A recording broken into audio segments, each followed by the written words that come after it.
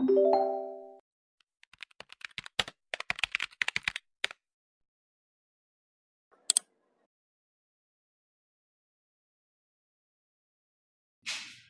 everyone! Good morning, class! Good morning. So, how are you all today? We're doing fine. So, that's great to hear. I'm glad everyone is excited and ready to learn. Yes. So, before we begin, let me ask you something. Have you ever wondered where the government gets the money to build the roads, pay teachers, and to provide scholarship? From tax? Oh, that's right, from taxes. But do you know that taxes have already exist before or even before the Spanish or the Spaniard colonization? So let's explore that later.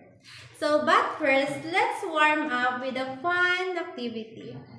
So let's play a quick game called Tax and No Tax.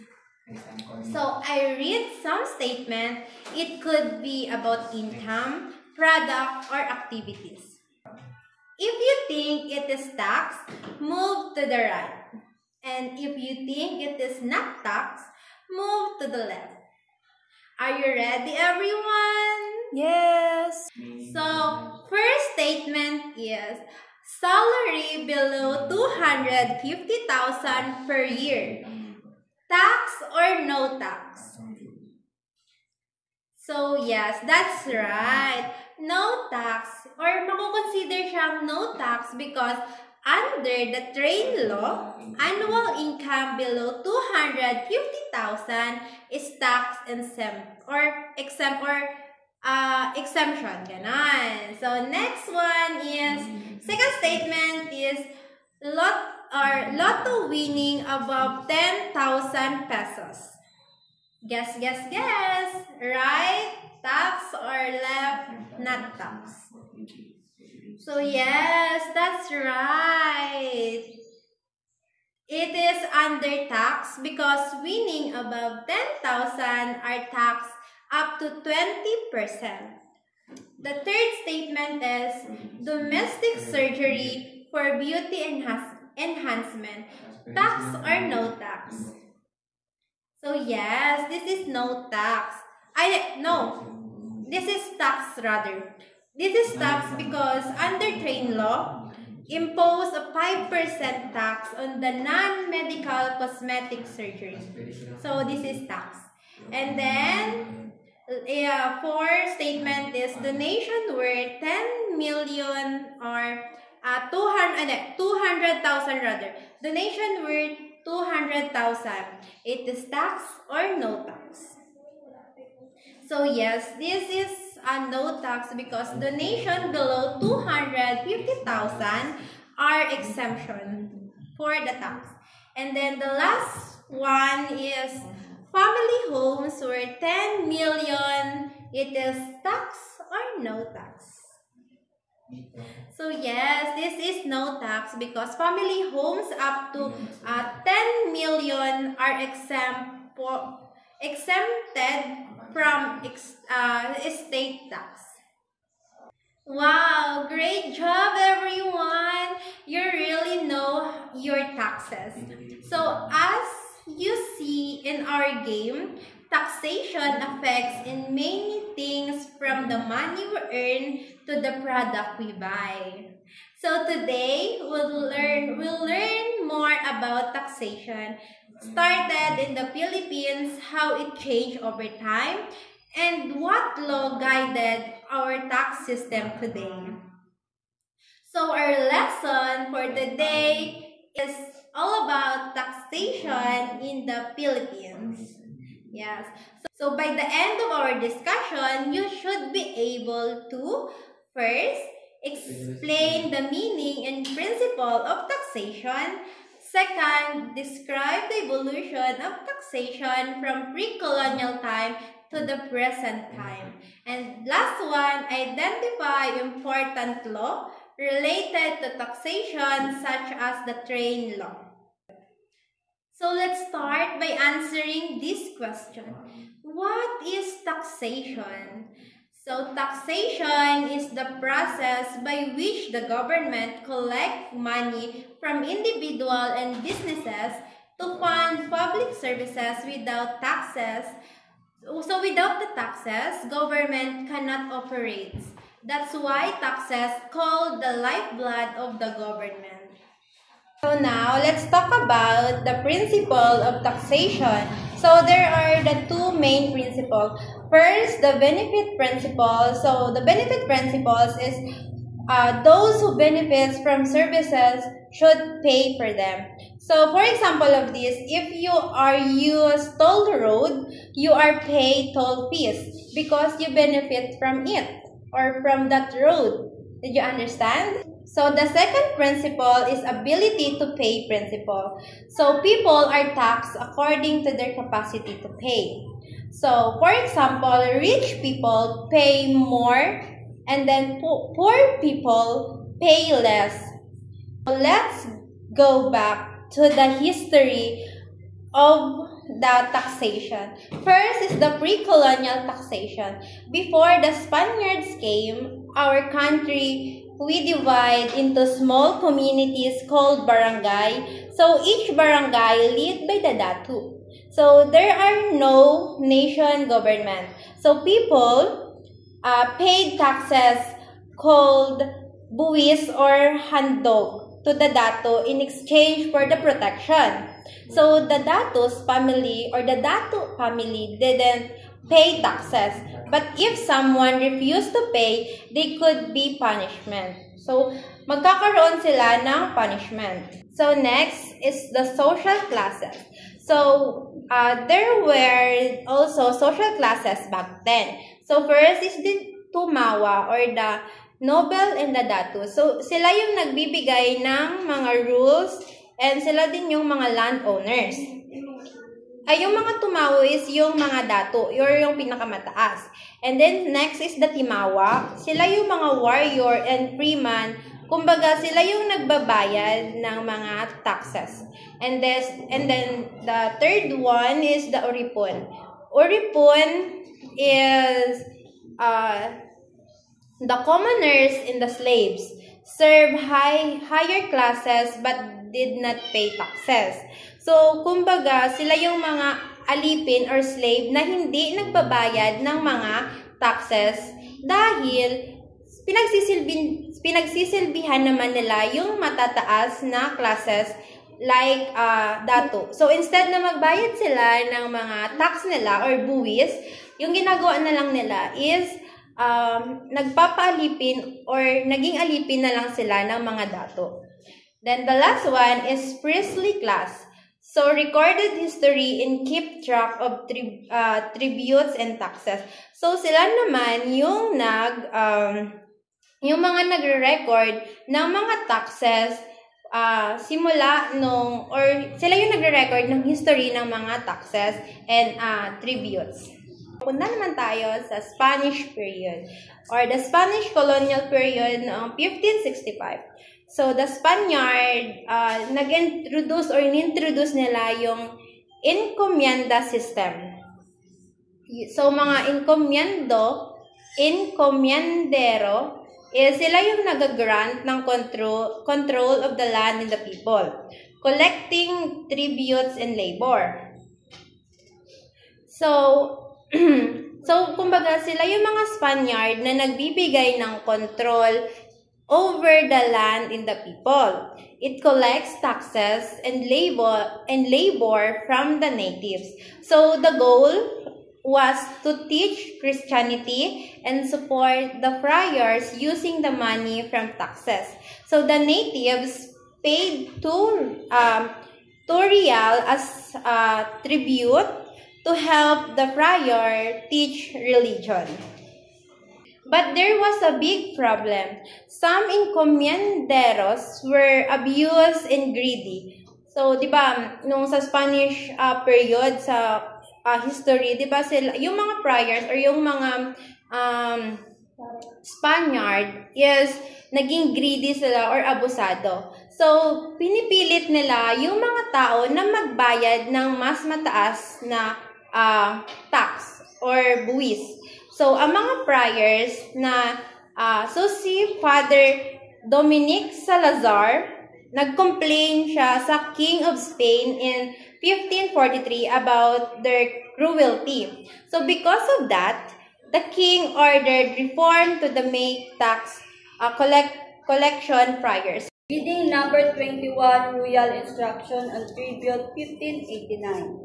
Spanish king learned that tribute collection was disorganized and abusive. Tributes were 8 reals, but some collected 1530 due to unfair demands. Encomenderos forced natives to pay in scarce goods like gold or rice. Great suffering among the Filipinos. Nagdudulot ito ng matinding pagdurusa sa mga Pilipino. Inutusan ng hari ang gobernador general na itigil ang mga pang-abuso. Dapat payagan ng katutubo na pumili kung paano magbayad ng barya, ginto o produkto. Ang layunin nito ay ibalik ang pagiging patas at bawasan ang pagsasamantala. Sa kabila nito, inulat ni Francisco Ortega 1589 na nagpapatuloy pa rin ang mga koleksyon ng tribo.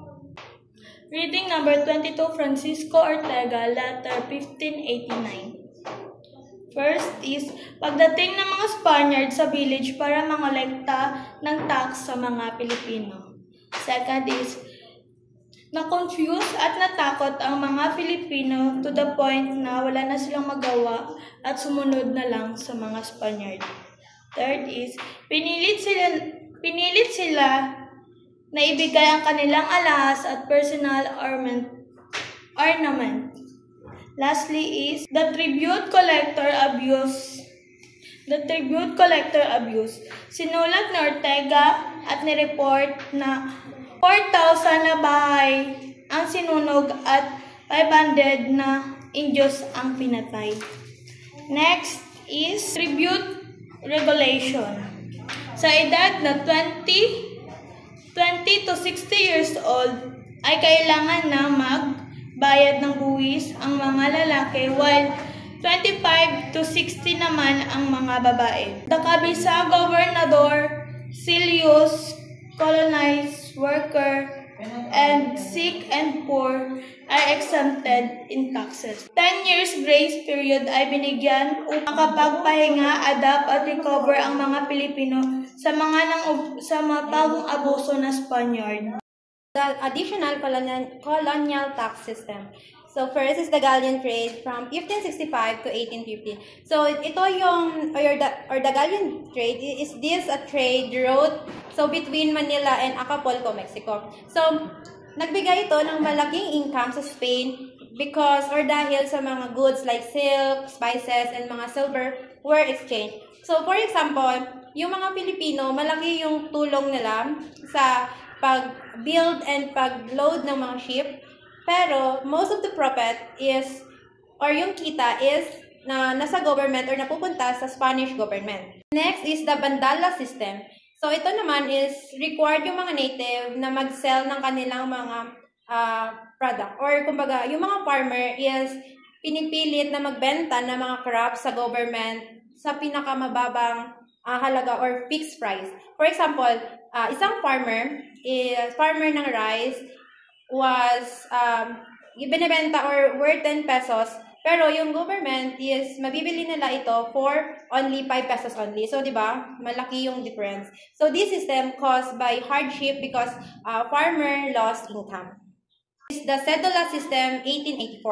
So, this topic is all the Filipino ages from 18 to 60 years old had to pay 8 reals every year. Later, tumaas ito hanggang 15 real. So, this cedula served as a tax payment and also as proof of identity. So, you couldn't travel or get married without it. So, sa kalaunan, during the American period, it was replaced by the residence or the resident certificate or what we call now as the Community Tax Certificate or CTC.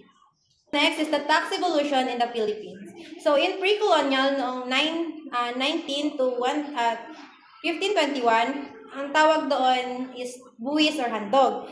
Or, ang purpose nito is paid to datos for protection. So, binabayad nila yun dati for the protection of the dato. Next is the early Spanish 1565 to 60s.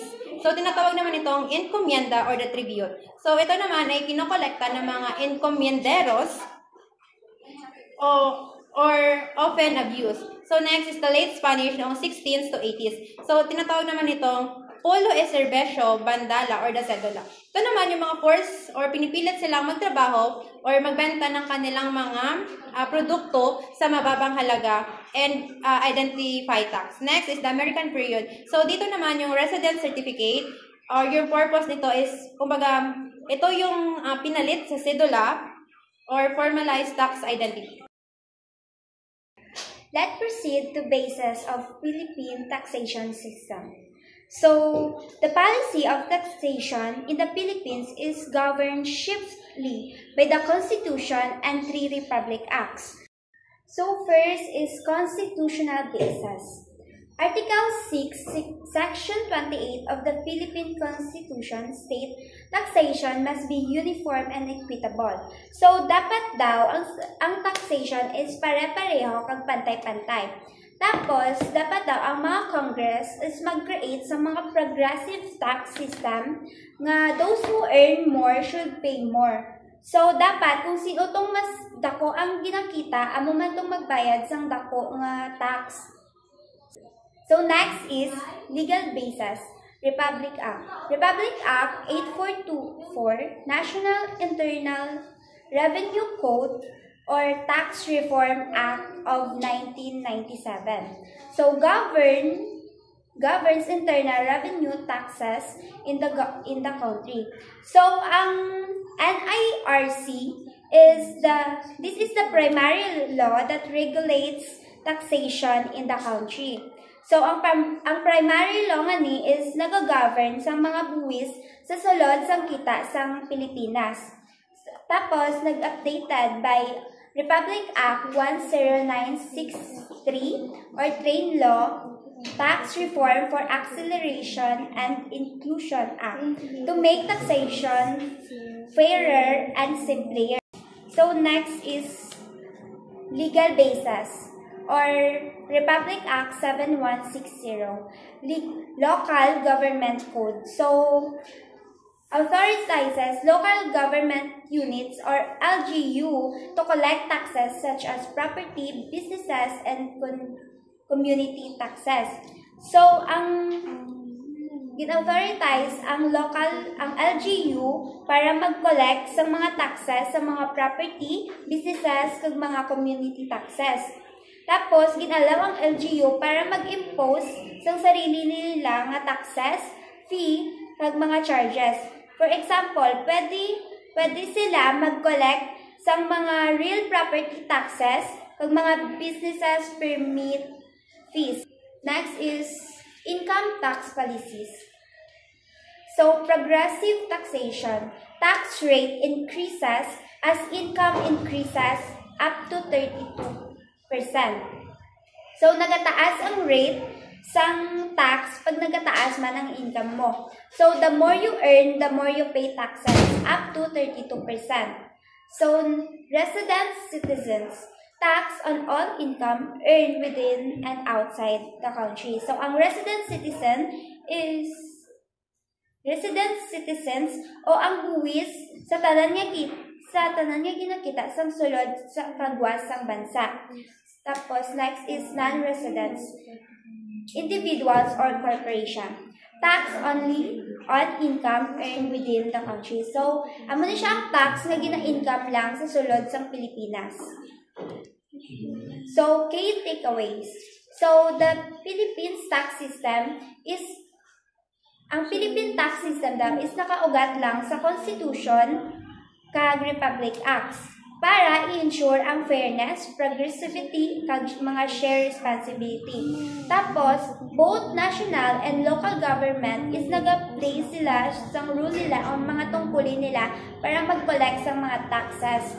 Tapos, ang taxation daw is Kay ang taxation is naga-support niya sa mga public services, infrastructure, kag mga national development. So, RA 100963 or the Tax Reform for Acceleration and Inclusion Train Law. So, ano ang train law? So, stands for Reform and for Acceleration and Inclusion. So, it is the first package of comprehensive tax reform program CTRP under President Rodrigo Duterte administration, aimed to make the tax system simpler, fairer, and more efficient. Ensure that the rich contribute more while the poor benefit more from government services. So, ang goal diri is gawing simple, mas patas or fair nga at mas mahusay or efficient ang sistema ng buwis sa Pilipinas. Goal and long-term vision by 2040.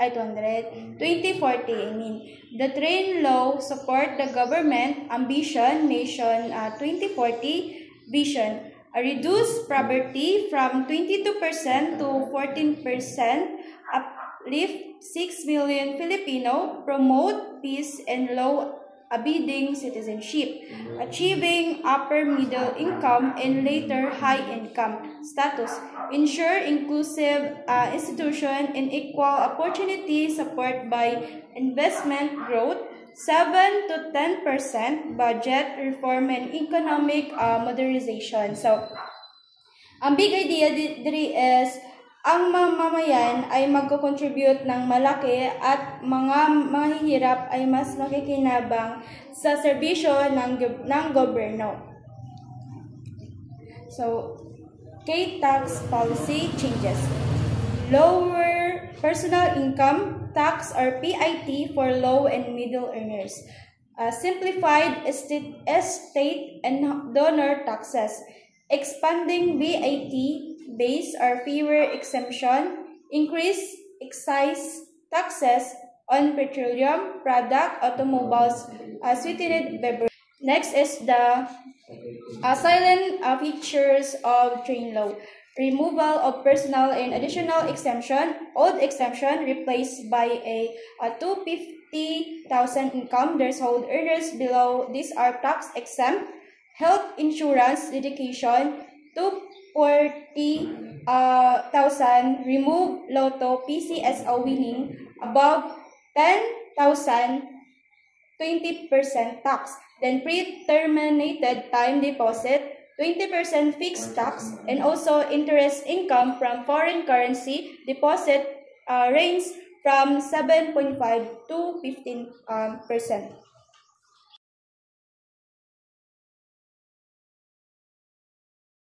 Summary, impact of train law. Encourage economic growth and social equity. Simplify the tax system for easier compliance. Reduce burden on low-income earners. Generates more revenue for infrastructure, education, health. Aim to achieve a just, inclusive economy by 2024. So, ang batas na ito ay parte ng ambisyon natin ng 2040 ang gobyerno. Ito ay gusto nilang mangyari. Aiming to reduce poverty from 22% to 14%. Ito ang nangulugang iangat ang buhay ng 6 milyong Pilipino. So, at ang layunin ng maging upper middle income ang Pilipinas or kalaunan ay maging high income ng bansa. Then, mas maraming pondo ang buwis na makokolekta ay gagamitin para sa infrastructure, roads, bridges, education, at kalusugan or sa health ng mamamayan. For example, is infrastructure, education, and also ang health. So, pinaka-importante is ang take-away, ang train law ay isang trade-off or palitan. Ang magagawa ng manggagawa, binibigyan na mas malaking take-home pay or mas mababang income tax. And also ang consumer. So ang consumer is kailangan magbayad ng mas mataas para sa ilang products. For example is ang gasolina or soft drinks. The reason why ang mga consumer is nagabayad sang dako, it is because ang mga products or mga bilihin is tumataas ang presyo. Ang mga dahilan nga mas dako ang ilang ginabayad kaysa sa mga manggagawa lang. Then, ang paniniwala ng gobyerno ay kikitain sa dagdag buwis na ito ay makakatulong para makamit ang mas magandang kinabukasan para sa lahat. Amo ning ambisyon ng government for 2040. Thank you.